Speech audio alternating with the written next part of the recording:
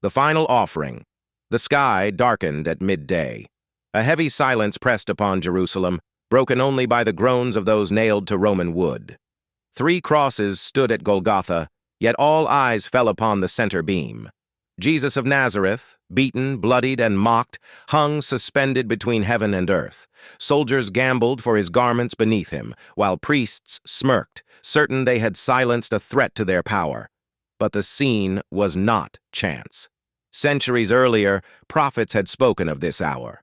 Isaiah wrote of the suffering servant who would be wounded for our transgressions and bruised for our iniquities.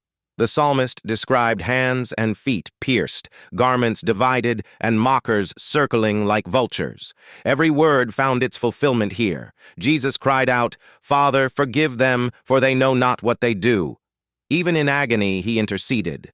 A thief to his side whispered a desperate plea, "Lord, remember me when you come into your kingdom." Jesus answered with assurance, "Today you will be with me in paradise." The cross was not weakness. It was victory dressed in suffering. As the hours passed, the weight of sin bore down. He who knew no sin became sin for us. The curse, the law, the separation, all of it met him there. He refused the numbing drink. He faced the wrath of God with clear mind and surrendered will. The earth trembled as he cried, my God, why have you forsaken me?" In that cry lay the judgment we deserved. Finally, with blood draining and breath fading, he declared, "It is finished." Not, "I am finished." It was the work, the debt, the offering, finished forever. The curtain of the temple split from top to bottom. The Holy of Holies lay open. No priest could claim monopoly over God's presence now. The system of repeated sacrifices collapsed in that single moment.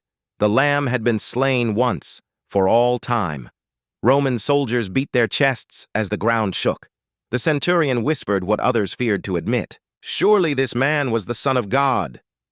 When his body was taken down and sealed in a tomb, it seemed like the end. Yet on the 3rd day the stone rolled away, and he stood alive, the conqueror of death.